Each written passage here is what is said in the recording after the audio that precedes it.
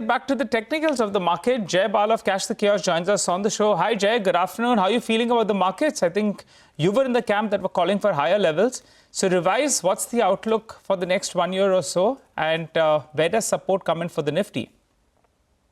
Hi Ranjal, good to be on your show. I pointed out last time the support level of 25,840 was an important level, and the markets are starting to trade below that. So my opinion on the market from a 6 months perspective remains unchanged. I'm anticipating fresh surge to all-time highs. But the immediate term, there is a good possibility there is a bull market interruption that's coming. And possibly the Nifty could revisit 25,000 to 24,400 if the markets were to close below 25,840, which I think is likely looking at the price action today.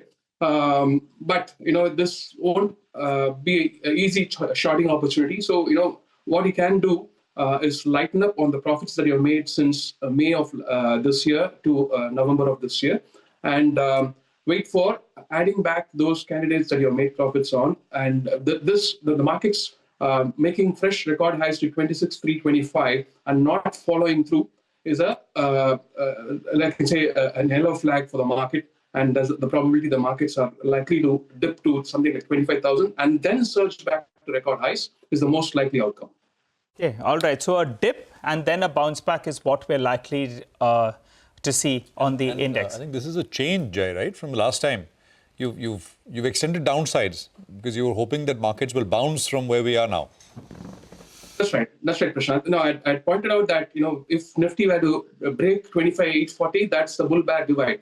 Once the bull-bear divide is taken out, the possibility of a short-term correction is quite pronounced. It's a very good possibility. So and it could be something like further 800 points. And given the base of Nifty where it's 25 odds, 800 points need not be that disruptive.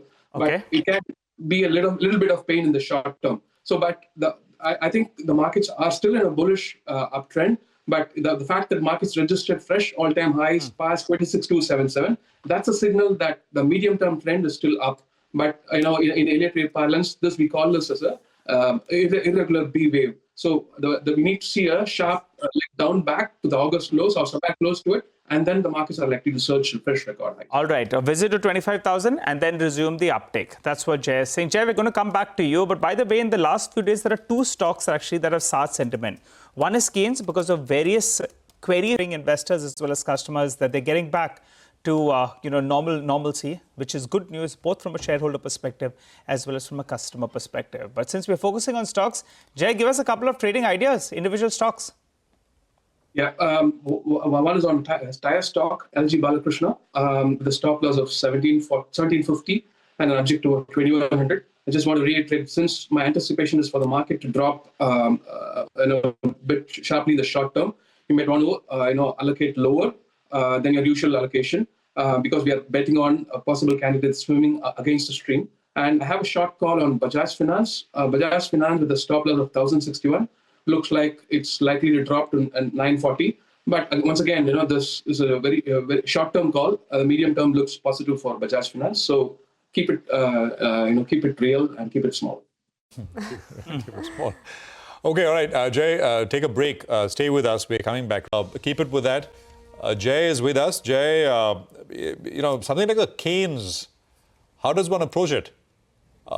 Complete collapse, and now we've got a 14-15% bounce. The risk always is that this is a bit of a dead cat bounce.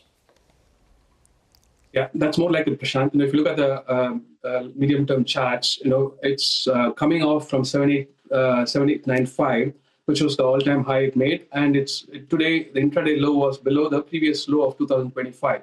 So this is possibly a double top signal from the stock. So you might want to be a bit cautious, as you rightly put it. It could very well be a dead cat bounce. So it's never a wise thing to catch a falling knife.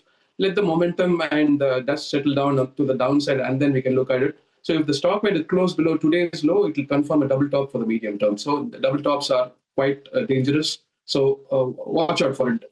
Use the opportunities as an exit opportunity. The bounces as an exit opportunity. What about Indigo? Indigo, the August high marked as an important peak for the stock in the medium term, and we're likely to see a little more downsides in the short term. But the medium term picture is still positive. But in the short term, some more downsides to work with. It's short term avoid, probably a medium term pick once the downsides are completed. I would anticipate something like somewhere close to 4,000 to 3,900 for the stock to be the right point to start looking at it positively from a medium term. Okay. Lots of other names. Ixigo, Jay, if you've looked at this one. I haven't looked at it recently, but I do. I do. High was 334 not that long back. Fell 100 rupees and coming back a little bit. 260 now. Yeah, the short-term momentum is still to the downside. So and there is a gap, unfilled gap for the stock.